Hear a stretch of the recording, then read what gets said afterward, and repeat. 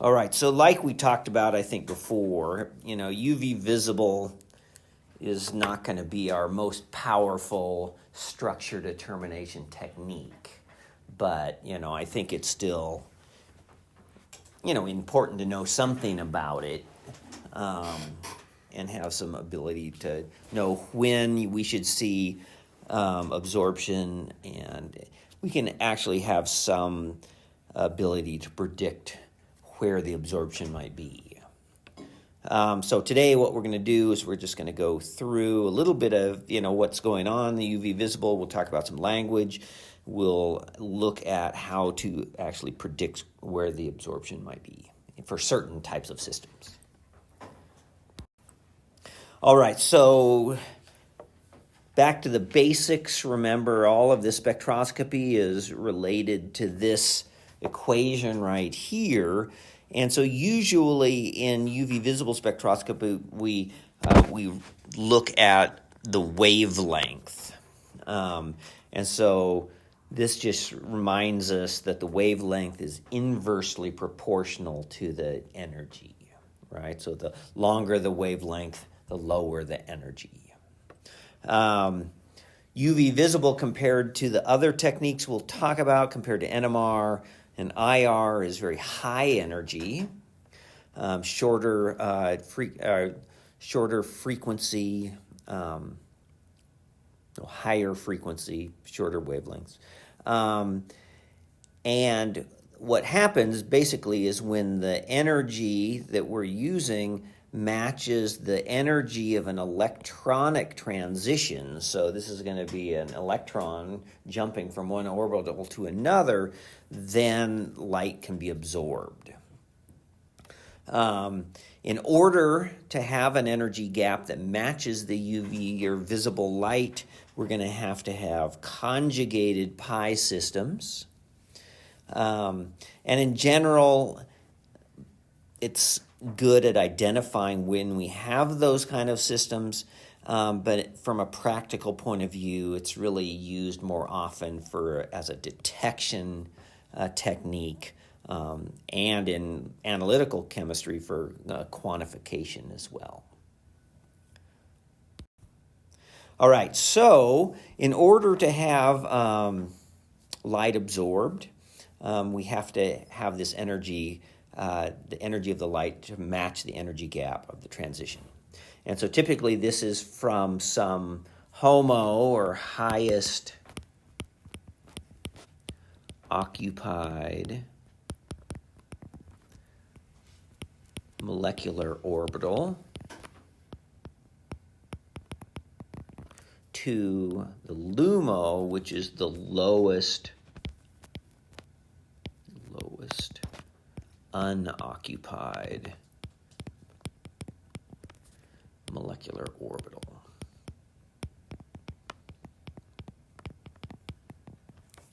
And so there's several different possibilities for that to happen. And this lists, a number of possibilities. So if all we have is single bonds, then all we could have is a sigma to sigma star. Notice that out of all of these, that jump in energy is the biggest, right? So that's going to be outside of our range with the energy that we have. And in general, the only things that are going to be available to us are these ones that are smaller jumps in energy. And so these are over here, the N to pi star or the pi to pi star. Okay, and those are the only ones in the correct energy.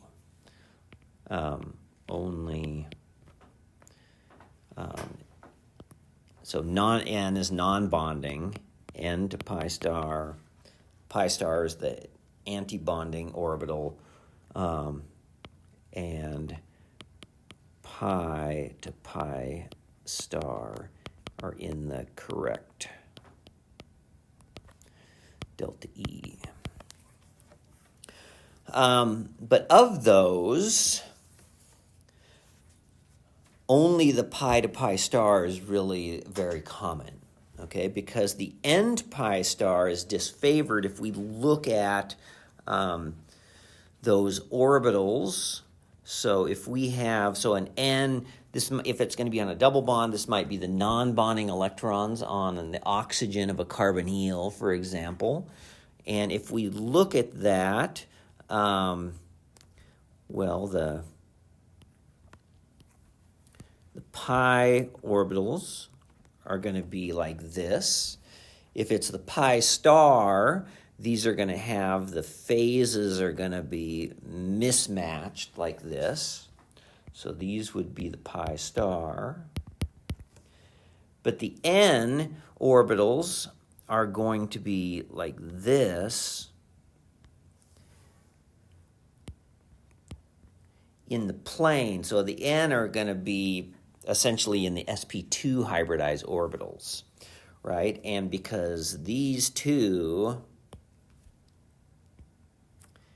N and pi star, are essentially orthogonal to each other, they're at 90 degrees, so there's very little orbital overlap, so it's very hard for an electron in this N orbital to get into the pi orbital, okay? These are at 90 degrees, and so this is very disfavored. In fact, they use the language forbidden, which is not quite true, but it's a very weak absorption if you see it.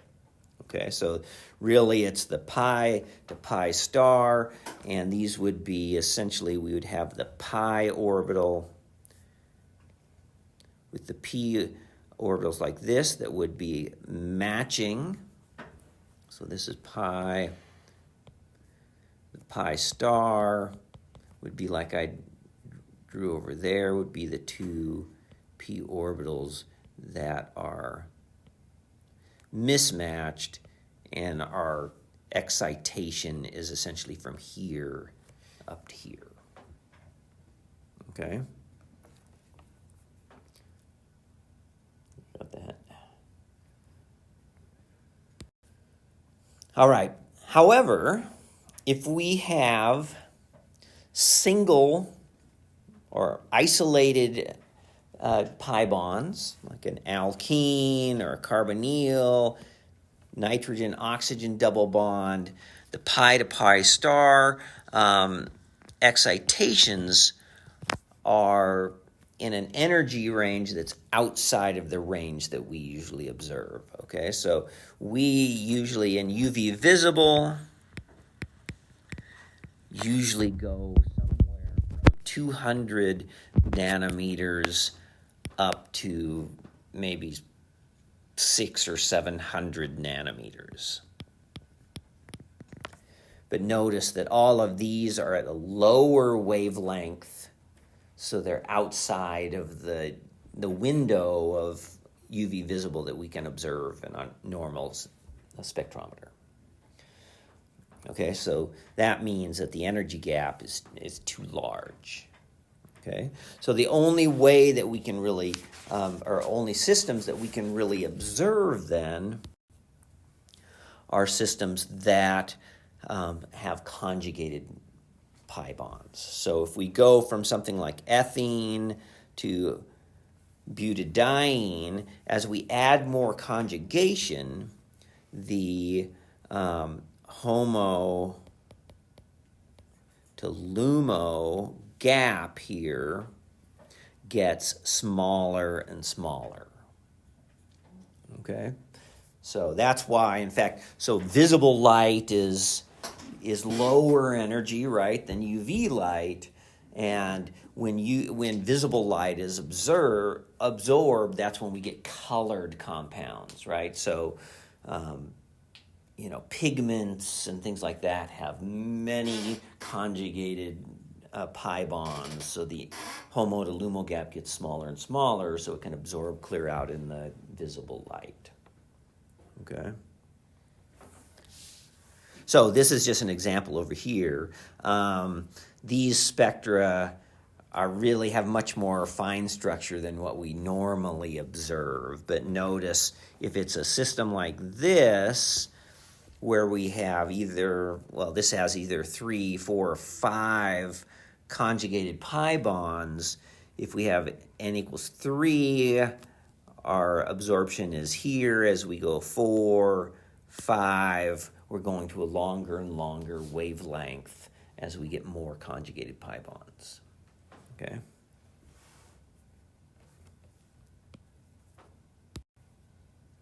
All right, so the spectra that we look at usually look a little bit more like this. So they're usually just broad peaks.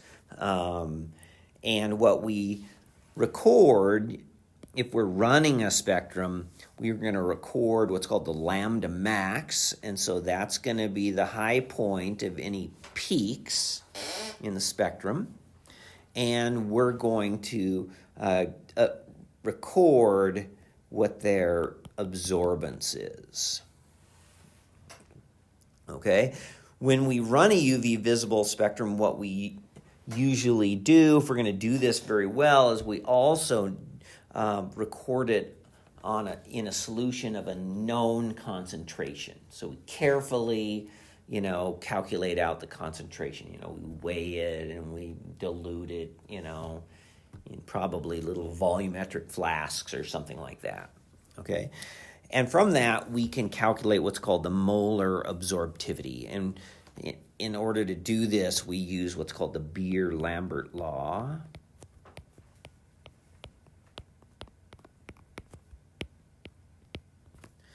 And what this says is that A, the absorbance, equals epsilon BC.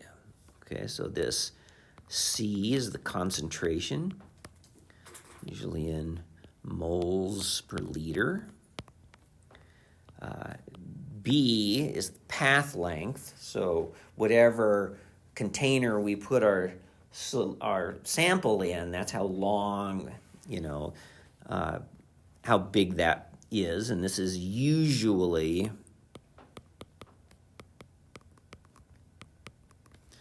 a centimeter, so it's usually just 1. And then this epsilon is the molar absorptivity, or sometimes called the extinction coefficient, molar absorptivity. And this is the absorbance.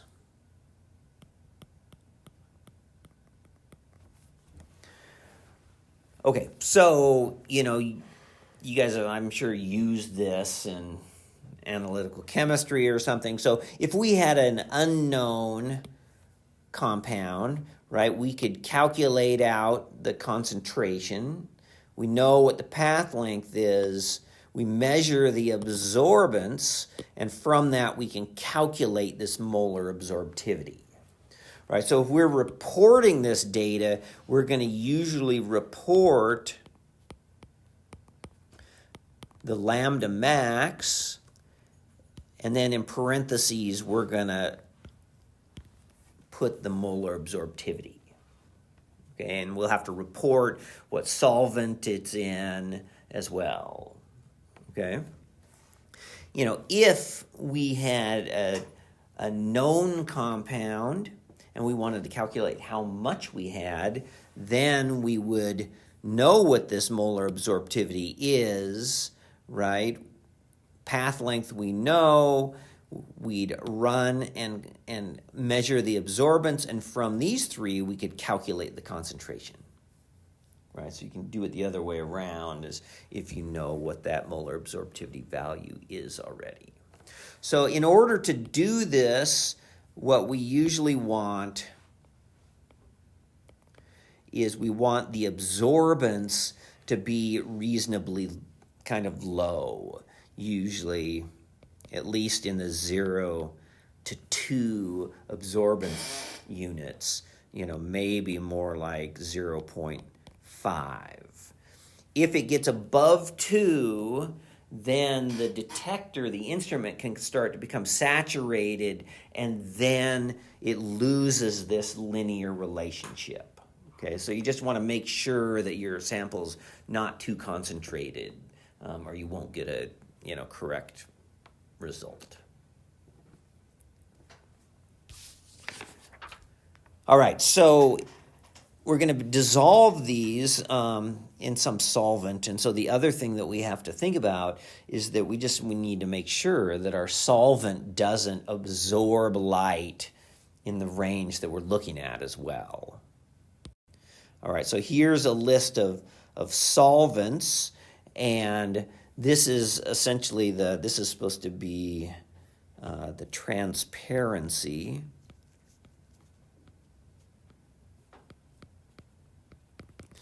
So the bars show where the solvent does not absorb. So example, if you had something that was absorbing down here at 220 or something, you wouldn't want to pick something like chloroform because it would be absorbing in the range that you're looking at, right? And a lot of these, they have some absorbance down low.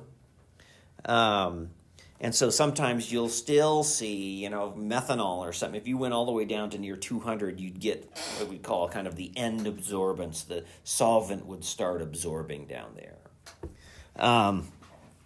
This is also relevant if you're doing something like HPLC and you're using a UV detector, that you need to choose solvents that don't absorb in the detection range that you're using, right? So, you're usually going to use things like water and, I don't know if you guys have done much HPLC, but for like reversed phase is often common. So you're going to use things like water and acetonitrile or even methanol or common ones because they don't absorb down in that range.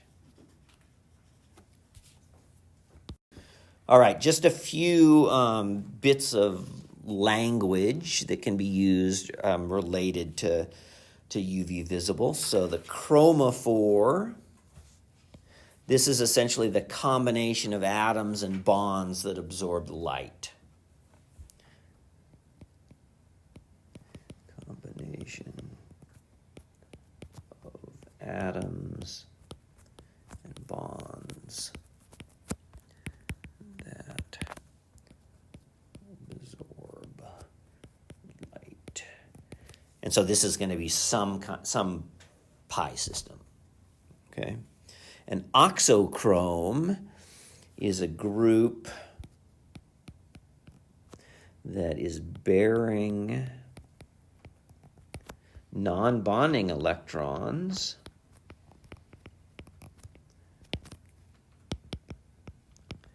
that affects the lambda max and the molar absorptivity. So if you have groups that have non-bonding electrons that can donate electrons into the pi system, that can affect these values. Like electrons on oxygen? For example, we'll look at a couple of examples. So if you could have, say, resonance, if those non-bonding electrons could be donated into the pi system through resonance, it might extend the pi system longer than if those non-bonding electrons weren't there. It will increase the lambda max. In that case, it would, right. A bathochromic shift, so if you're looking at two different systems or you're changing some experimental conditions and you see a shift in the wavelength, a bathochromic shift is a shift to a longer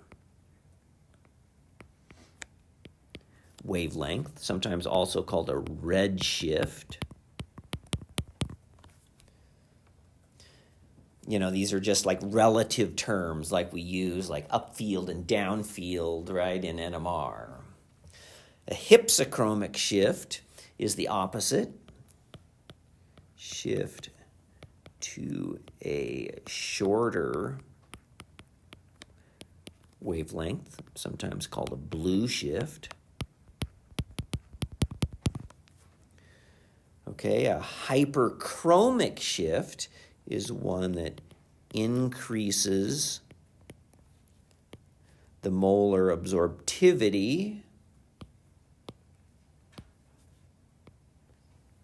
and a hypochromic shift decreases the molar absorptivity. And I'm not sure how to actually predict, other than if you have big, conjugated systems, good orbital overlap, they're going to have larger epsilon values. But I don't know how to actually predict those. All right, so here's also, we just kind of already went over this.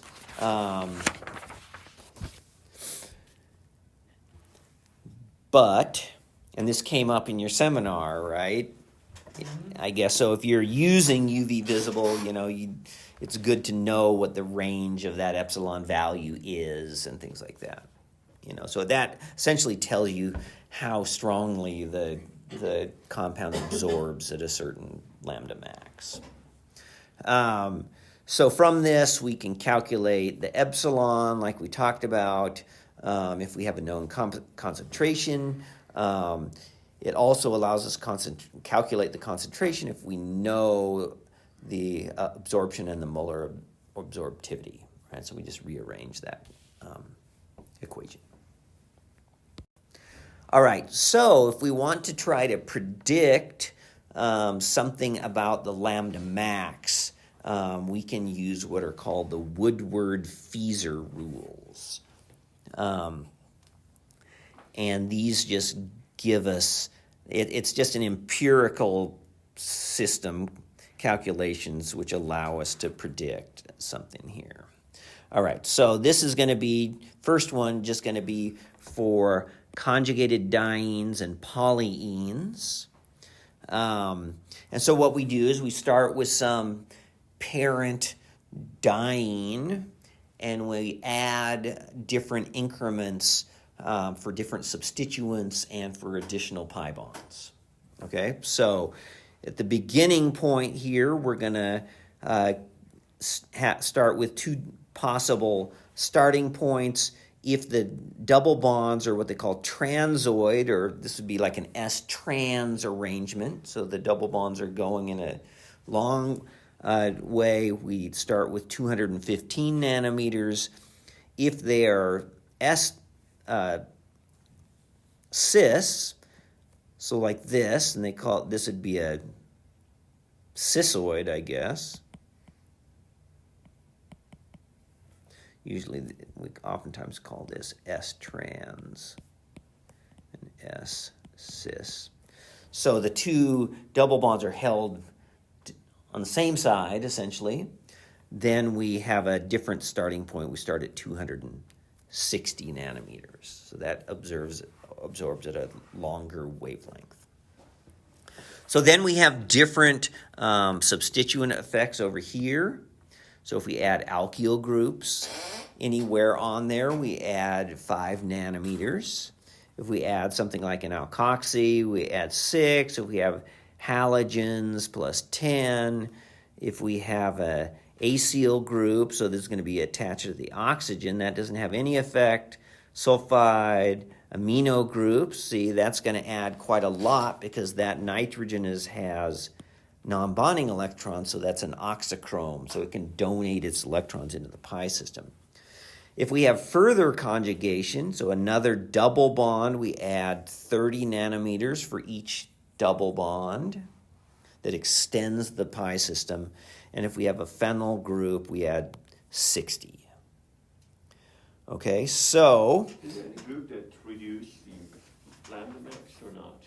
Any group that would reduce it? Yeah. Well, Because all of them are not really, because we're starting with like the smallest possible, group here, this diene. So that's the smallest group that could absorb in the UV range. And so then we're just adding things on top of that. So I don't think that there's really anything that would subtract from it. Okay, so the other thing that's a little bit trickier to find sometimes is what they call an exocyclic double bond. And so that's going to be a double bond that kind of comes off of a ring like this. So if we have a ring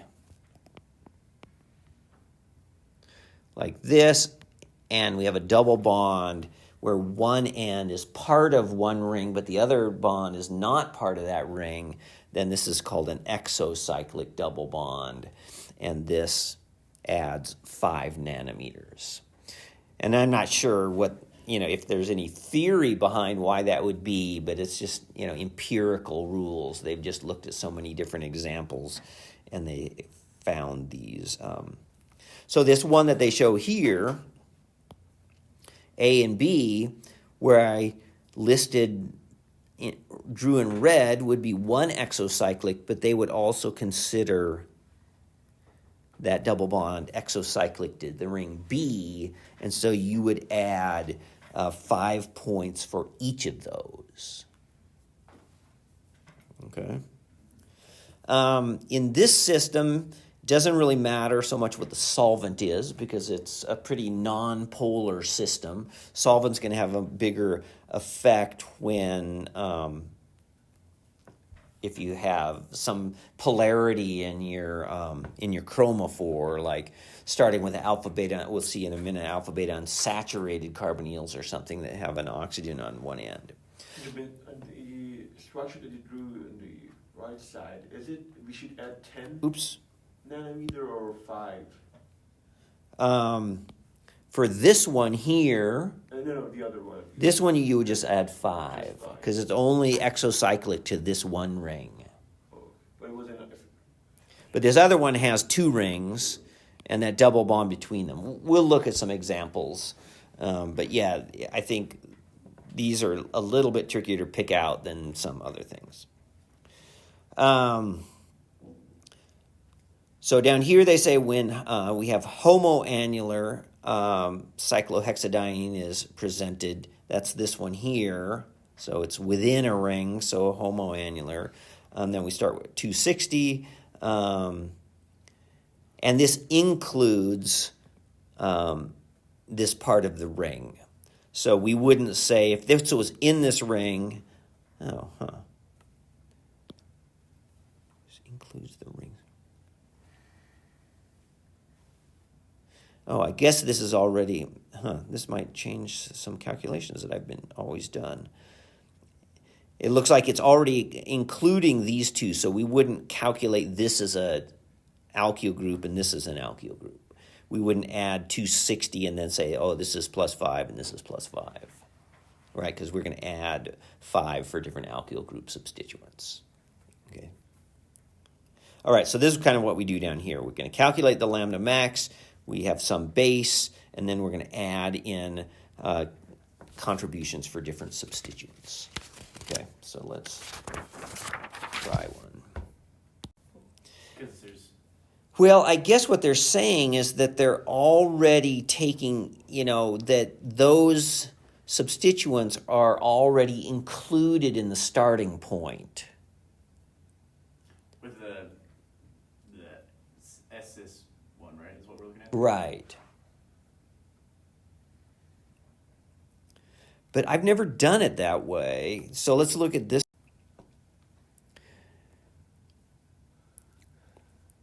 Yeah, this is, that's interesting. Why wouldn't you count them both on the previous slide, the one that you're looking at? One here. So in here, we have 4 pi bonds. And so what we would do is we would find, I don't know about that part. I've never done that, so I'm not sure about that. So we're going to ignore that for right now. We could look at different, so we want to find a diene in here, and we're going to choose the diene that has the longer wavelength absorbance. Okay, so for example, this would be an S trans, right? This over here would be S-trans as well, but this is S-cis right here, which should absorb at 260. All right, so we are going to start with that. With the one that has the highest absorption. Yes. So this is going to be our starting point. Our core chromophore or something. Okay, so core chromophore. And so this is going to be at 260. All right, so we're going to calculate out the lambda max is equal to 260 plus these different substituent effects. So the first thing on there was, well, what I would look at, usually the first thing would be any additional conjugation. All right, so we have 2 additional double bonds. So we're going to add something for both of those. So I think there's 30 nanometers for each extension of the chromophore. All right, so we're going to add 2 times 30. So this is extra pi bonds. The 2 other bonds, okay, in the ring. Yes. Well, in the system. So we have this, so the whole chromophore is going to go all the way around here, right? So we included these already in our starting point, so we're adding 30 for this and 30 for this over here, okay? So then we're going to look at other groups on here. We have this, this acetoxy groups. Right, and it has this oxygen here. So we just have to look at our table. So how much does that add? Didn't it say CO2 groups were 0? 0. Yep. Plus 0. This was the acyl group, I guess. Usually I would think the acyl would be, yeah, I guess so. All right, plus we want to add 5 points for each alkyl group. Okay, so we're just going to calculate all the alkyl groups on here, but we're not going to calculate ones that are in the chromophore themselves. So we're going to have 1 here. We're going to calculate this one, 2, 3, 4, 5. Okay. So we're just counting the ones that are poking off of the conjugates. Yeah. Things that, yeah, poke off the chromophore. Right. Yeah. Okay, so we're going to have 5 times... So just the alkyl groups that are directly attached to the pi system, the chromophore, yep. So those are each worth 5. Okay, and then the last thing that we have here is we need to look for exocyclic double bonds. All right, so do you see any exocyclic double bonds? Yeah. Where are they? We have 2 others. Exocyclic ones. Here? Yeah. Is that exocyclic to a ring? Not really, because this is just a substituent over here. What about here? Yeah. Yes, this would be an exocyclic double bond. What about here? Also yes. Mm-hmm. Yes, because that's coming off this other ring. Mm-hmm. What about over here? Yeah. Yes. All right, so our exocyclic double bonds are going to be this one, and this one.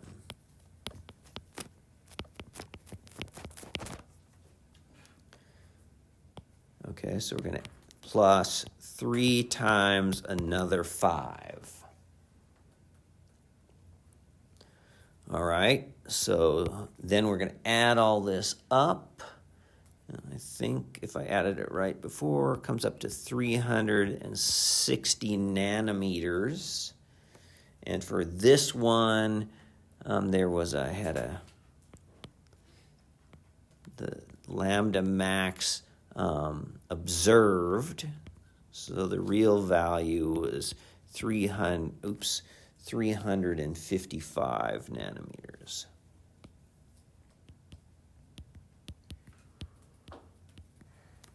So it's 5 off. Okay? Zero plus 5, 5 plus 3. And, okay, so it's an empirical relationship. So it's different from the experimental values. These values, the 360 nanometer that you use. Right, that's just a prediction, right? And in this case, that 355 was the real experimental value.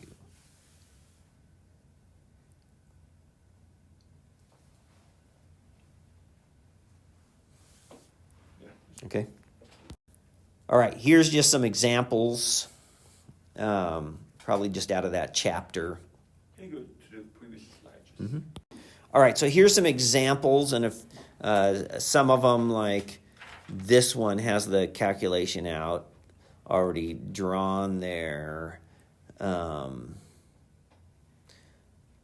one on the left just has this diene with different substituents, and it shows how the calculations change. Or here's the calculated over here and the observed over here, if that X group has different substituents. And just shows some of the different groups that were calculated. All right? So there's just some examples. And you can work through those if you want. All right, so another type of system that these rules will calculate for, and all of these are only calculating for the pi to pi star transition, are alpha beta unsaturated carbonyl systems. Okay? And so these are going to depend upon what kind of carbonyl it is. So if it's a ketone, we're going to start at 215. If it's an aldehyde, we start at 210. And if it's an ester, we start at 195. Okay? And they don't have, or carboxylic acid, I think that would be. A few slightly different ones. I guess they give a specific one here if it's in a cyclopentenone, so a 5-membered alpha beta unsaturated ketone. You start at 202. And then this just shows an example. So in this case, because it's a polarized system, the position of the substituents makes a difference, right? So before, adding an alkyl group was just 5 points no matter where it was. In this case, it's going to depend upon whether it's at the alpha, beta, gamma, delta, or higher position relative to where the carbonyl is. Okay? So we have alpha substituents, beta substituents, gamma and delta substituents. And then we also have further conjugation and exocyclic double bonds.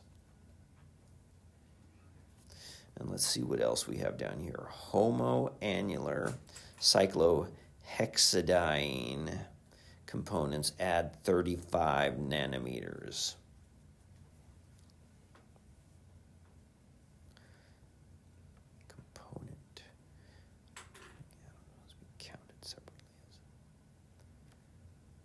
So I guess that's if you have, I don't know if that means that if you're counting that as a not as the parent, but it's in your system. No, I don't actually have. Oh, here we have a calculation. Yeah, so I guess if you had something like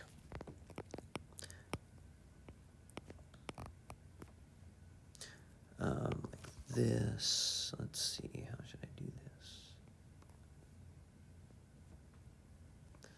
I don't know if you had something like this, where now we have this homoannular system here. I guess that adds another 35. And in this case, because we have this polarized system where solvents could hydrogen bond to the carbonyl end here, there is a solvent correction. So if we do it in an alcohol, it subtracts from the lambda max. Ether, it adds some. And if it's in a nonpolar solvent like hexane or something, then it adds more. Okay? All right, let's do one example for this one. A lot of these examples you'll see in there are systems like this, like steroids and things like that, and I think it's because those were the popular kind of compounds at the time. All right, so in this one, we're going to start with our lambda max. We have our core chromophore is a ketone, and because it's in a six-membered ring, that's basically just the standard core chromophore. So we're going to start with this. And that was 215, okay, for ketone. All right, and then we're going to add some for any added additional conjugation, right? So we add, just like before, 30. This is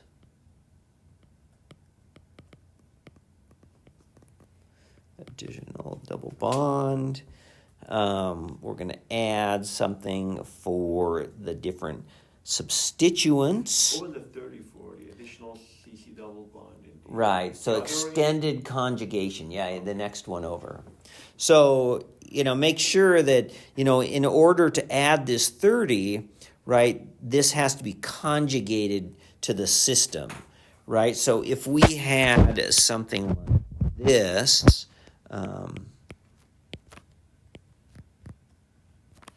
but our double bond was over here, then you wouldn't count it, right? Because this would be isolated from the pi system because it has this sp3 hybridized carbon in the middle,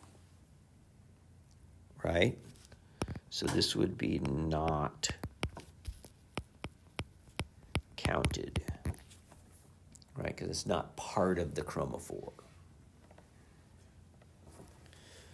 All right, so then we have to add for substituents, and remember it matters whether they're at the alpha, beta, gamma, delta positions, right? So this would be, I guess they go alpha, beta, gamma.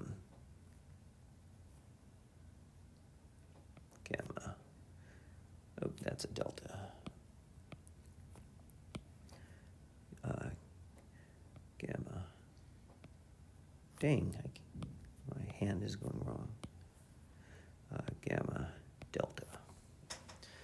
All right, so we have alpha, nothing there. Beta, we have 1 on the beta position, right? And if we look at that table, at the beta, if we have an alkyl group on the beta position, we add 12. 12. This is our beta alkyl group. All right, then we have delta, gamma delta, and we have that one there. Okay, and if we look at our table, gamma and delta, an alkyl group adds 18.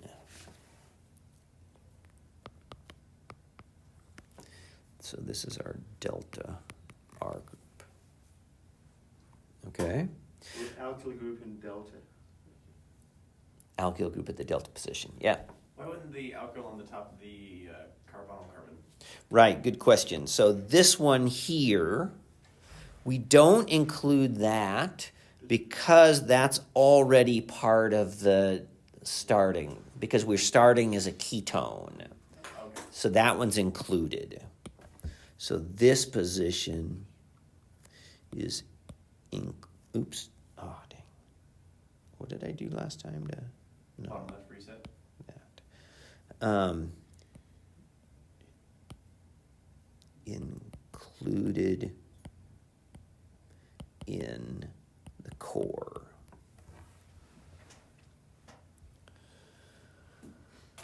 Okay, and this one, then what else do we got to do? We also have to add for any exo double bonds, exocyclic. So do we have any? Do we have any exocyclic double bonds? Yes, how many? One. Just one. 5, so this is for the exo. Where's the exo one? What do you think?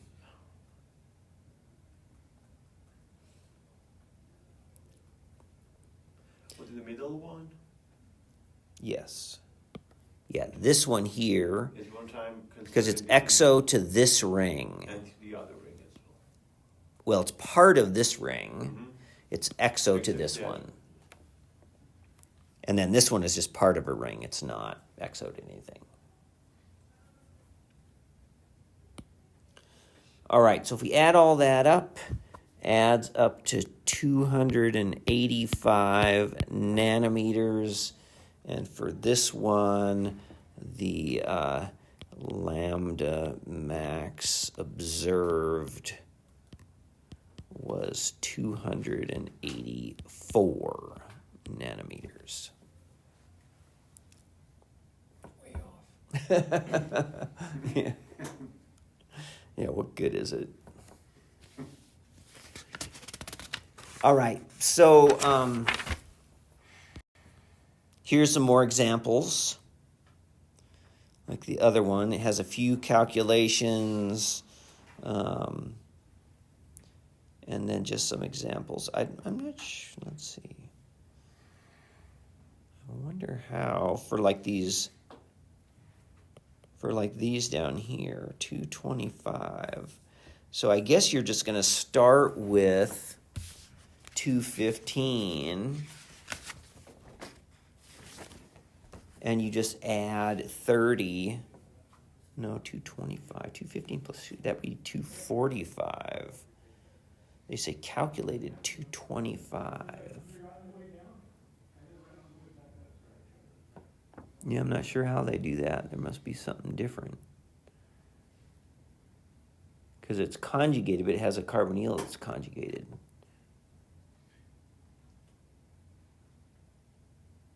Yeah, I don't know how they did that one.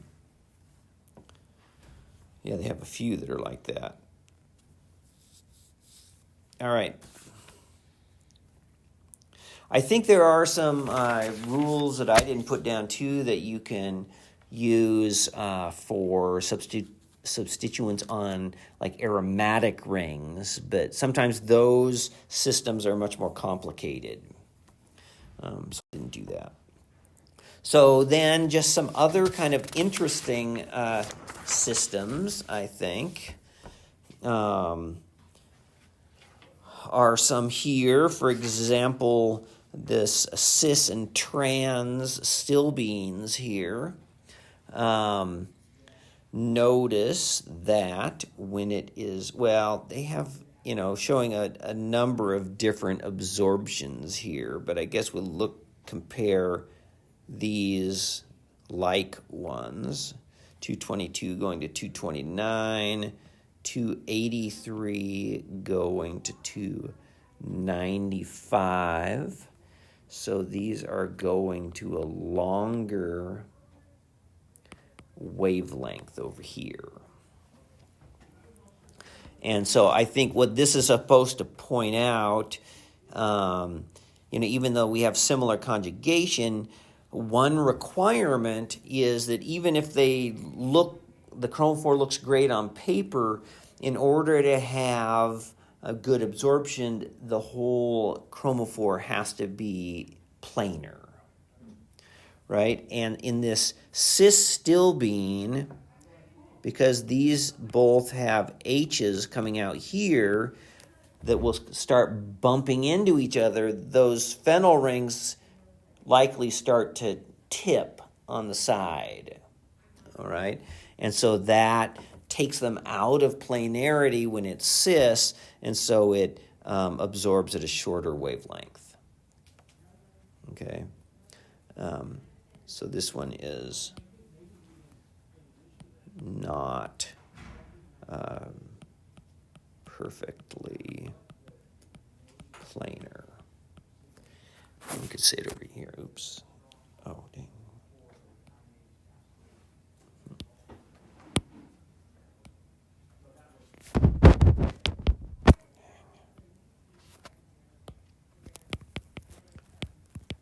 Chromophore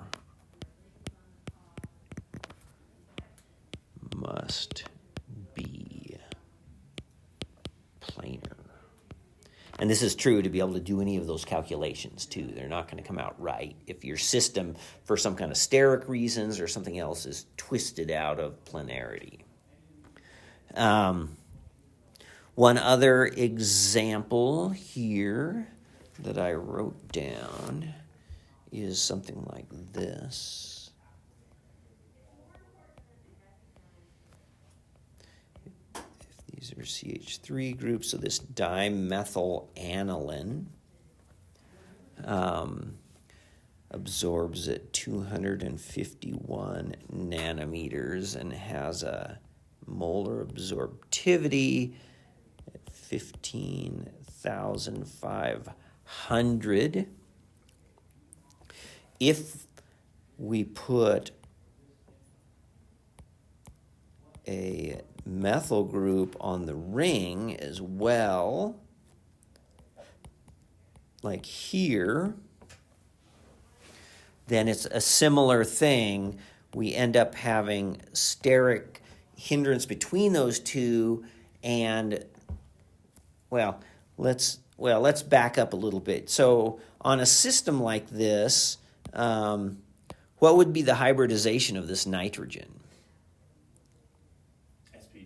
sp2, correct, because even though it has non-bonding electrons, and an amine that doesn't have any conjugation would be sp3, this will be sp2 because that non-bonding pair can delocalize with the benzene ring.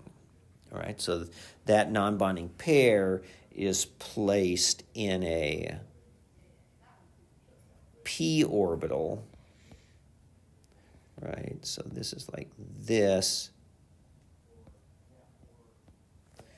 And so that could overlap with all the orbitals of the benzene ring. Okay? However, if we put this methyl group on the ring, then it can't lay flat, and that p orbital on the nitrogen starts to twist out of planarity with the ring. And so what we see is that this goes to now, well, it's not really that different though. Lambda max is 248, but the epsilon really drops, I guess that's an 8,360.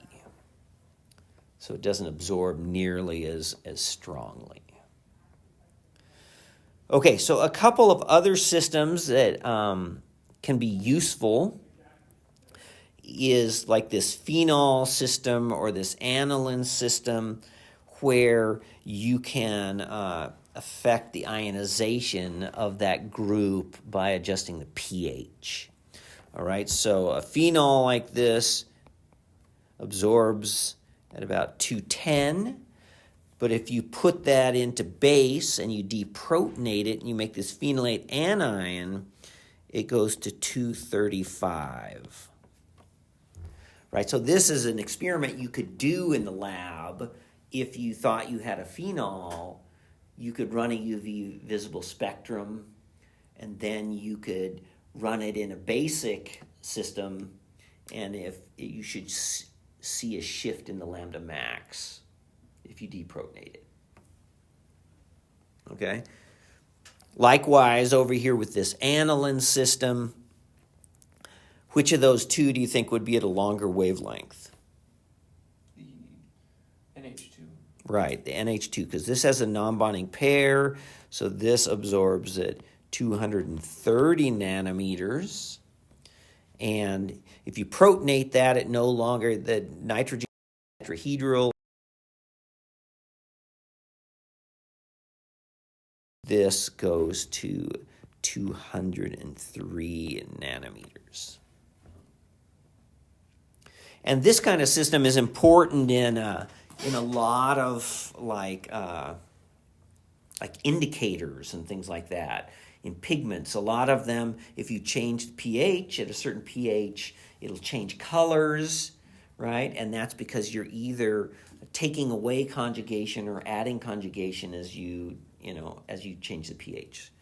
So if you had a system that had a nitrogen in the system, right, and it was conjugated, but if you protonate on it, it can no longer conjugate, and it changes to a different wavelength. So most of those indicators have some kind of pH dependence. They extend or shorten the conjugation depending upon whether it's protonated or deprotonated.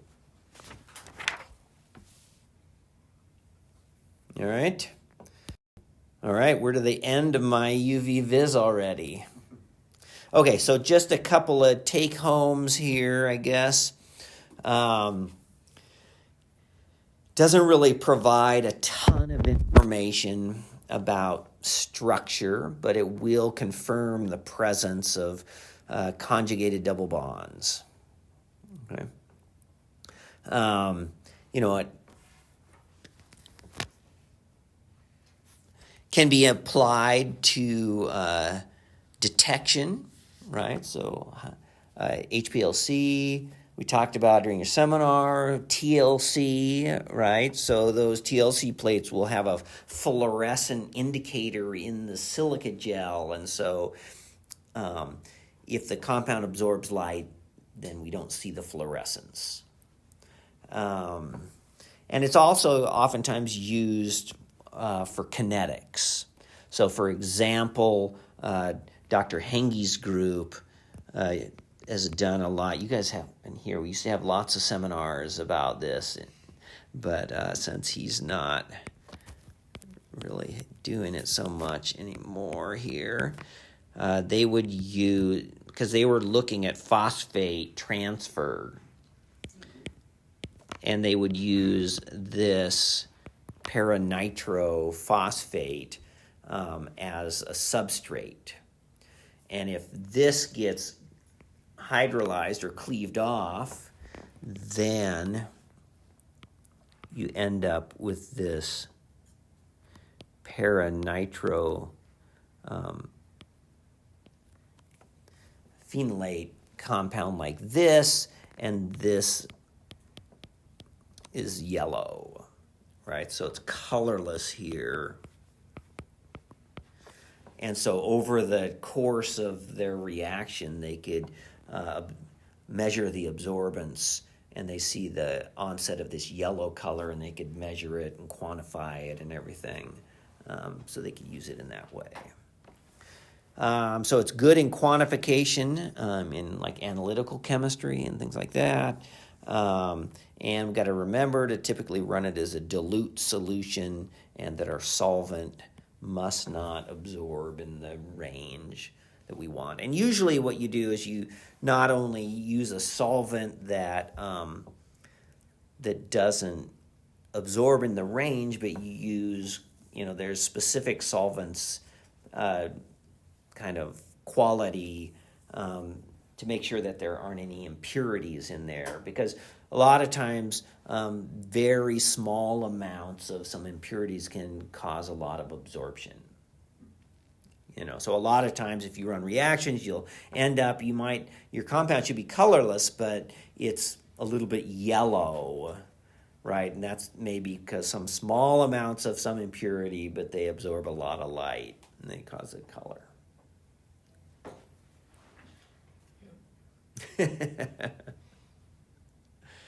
All right, any questions? So that chapter has all those rules, the Fieser Woodward ones. So does this book. And so I'll probably have you do some kind of calculation like that.